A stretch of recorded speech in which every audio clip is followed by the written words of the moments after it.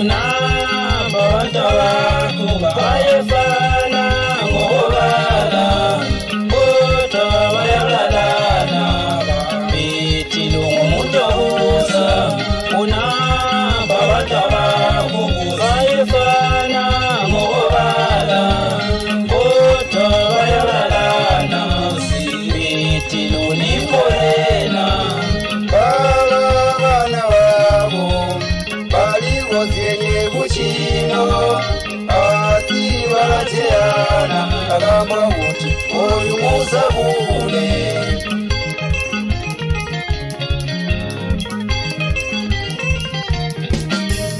baba sijikanyiza ona babanda bako ona bayabulawa ebulawa bona bechisela lonize kumbe isoleso insuku zokucina baba sijikanisa ona zinwebo zabo zona ziyabulawa zona zichizeli mazazi kumbe isolezo izuzo kutina ende mumwinigile chizikuti chichonecho ichini chakumamalino ende mumwinigile chizikuti chichonecho ichini chakumamalino ende mumwinigile chizikuti chichonecho ichini chakumamalino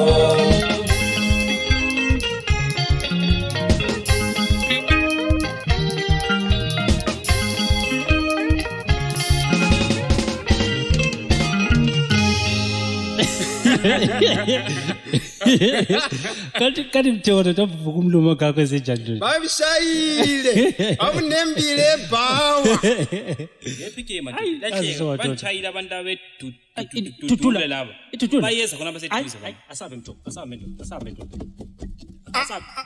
Minambaleki mina mshala lapha mina egoli mina nsuka lapha eNatal Mkhandla. Hayi manje asibadeke thina phandle ntuna ungwana manje asibadeke. Sibaleka thina. Melanini angibathembile laba bantu bangambulala laba bantu bangashayela hayi maruda melanini please ngiyacela please melanini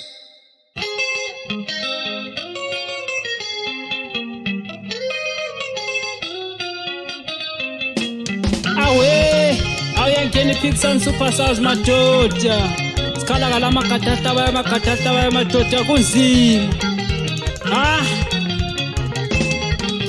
kuzani watu ageni kuzelulula ngasiza yesinyama kuzani watu ageni kuzelulula ngasiza sabesundu Muzauje mnyamawano ni bantu njigaya bija Muzauje mnyamawano ni bantu njigaya bija Agusima koli matoti Kote sobekezela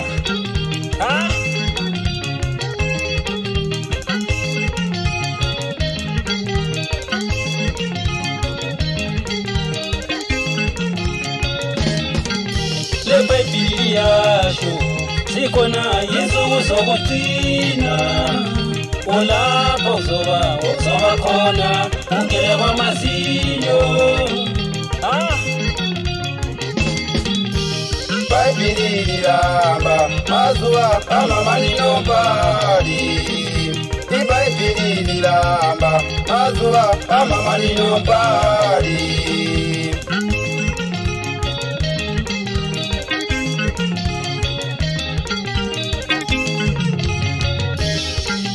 Unapa abantu bayablalana wasezifiki Yesu zokucina onapha abantu bayablalana osezifile izulu sokela bamazinyo baba abantu balokushana azuama manino azika baba abantu balokushana azuama manino azika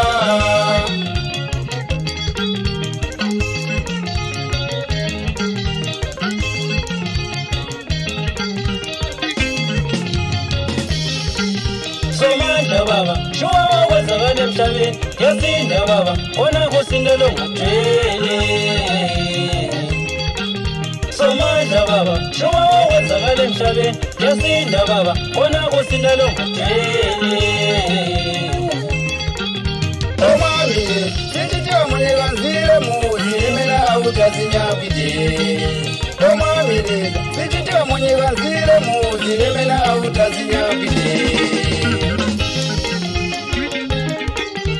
Lizela somadoda iqale phasi ma-PK uyibambeka njalo chief abafana alo kayise uthini intobeko madoda uthini umzamba alo Thibosi uyibambeka njalo ano Nyathela mfana wami alo Mthuta Studios uyibambeka njalo mdala wami yangibusisa mani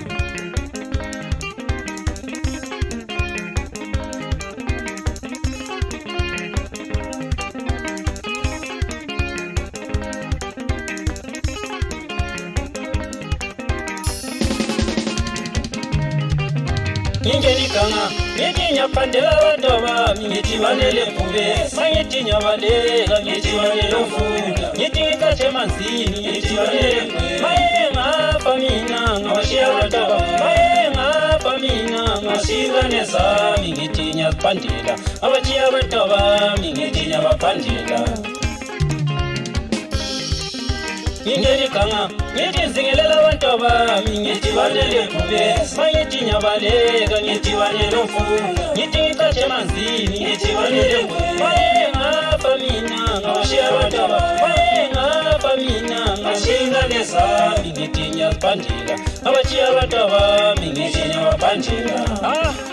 Kuzima madodele impilo sesiphila khona eGoli phela besithi sifihle khona amakhanda inkosi jika siphile khona nzima madoda uze wefakaza phela lo Dumisani umfana kaNasisa ukuthi hayi iGoli ayisekho madoda ngoba iyaphela iGoli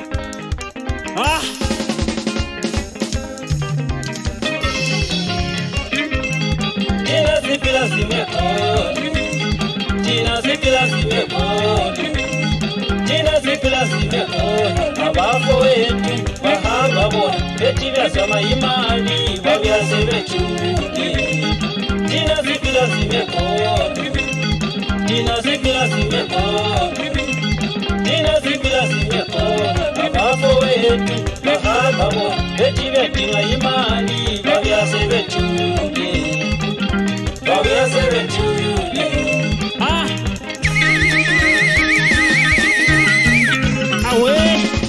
Yes, I say kids, my dude. Tanjira zaka, kuti ndikafumine vana vangu ndisana na uyu muyumu.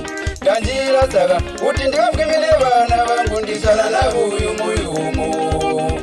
Tanjira zaka, kuti ndikafumine vana vangu ndisana na uyu muyumu. Bantu vapona mubuyu muyumu, uGoli vapona muyu muyumu.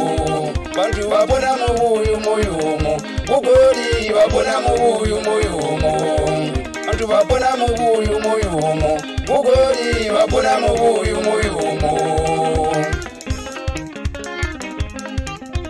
Awunazi phela madoda into ezenzisa ubuhlungu kakhulu madoda uthi madoda sidubeke eGoli madoda sibuye sihluphekela kithi futhi lapha esizalwa khona ngoba nazi phela inkokeli zakoChaka madoda okuyizona kumele zisitshengise ingqubekela phambili kodwa nje kube yibona abasincindezelayo ngoba kuthe phela ngokuthenga kwami istand koChaka sokuzokala bekhuluma phela bethi mina angeke ngenze lutho angeke ngikwazi ukuthi ngiyakhe laphana koChaka into ngifuna ukuthi ndihlebele yona ndinyenyezele yona zakhamizi zakithi ukuthi mina lokho elikutsho asoze kwafakwa yenzeka ngoba lento ngazala layo vele isegazini angibambe ngamandla into engayenza nje ukuthi phela libulale mina mali ngasawulalanga mina lokho lokuthiwa sizokufezeke nzalo yakha lesi sitolo njalo kube nomdumo omkhulu koChaka.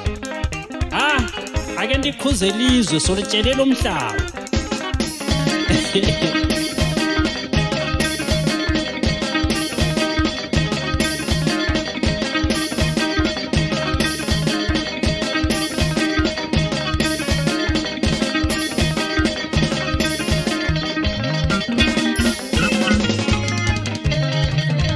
Umthoko madoda phansi khona lelupane enkoba madoda zwana ukuthi uthini umthoko phela madoda mase khalela ingane zabuka mase omele ebulawe echiya abantu abaqoqanda basake begcinwa ngobani.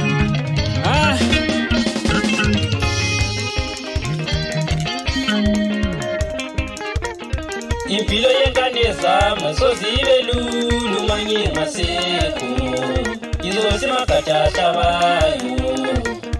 Impilo yengane zami sozibe lulu manye ngasekho izosimakhathasha bayo. Impilo yabantu abami sozibe lulu manye ngasekho izosimakhathasha bayo. Ngoba yekhaya babhekemi ingane zibhekemi namanje ngifelani. Yekhaya babhekemi ingane zibhekemi namanje ngifelani. Yekhaya babhekemi ingane zibhekemi namanje ngifelani. Yekhaya babhekemi ingane zibhekemi namanje ngifelani. Ubabheka njalo khona bo ano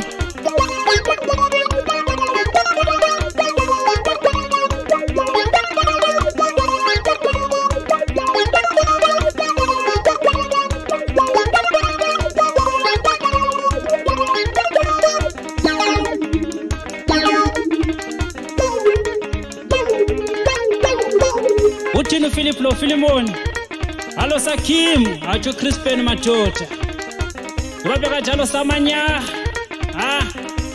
Uthini Lavi my classmate. Uthini makhelwane khonapha. Ubatsheli uthabeke indaba yona wenza.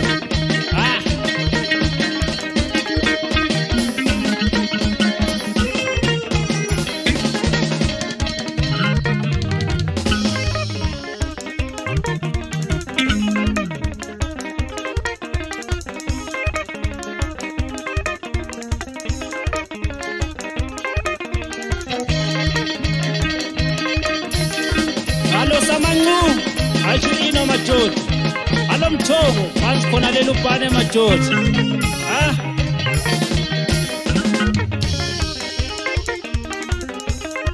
Uthini Magida, batshele ncuba ukuthi abake bemisa into zabo lezi manje.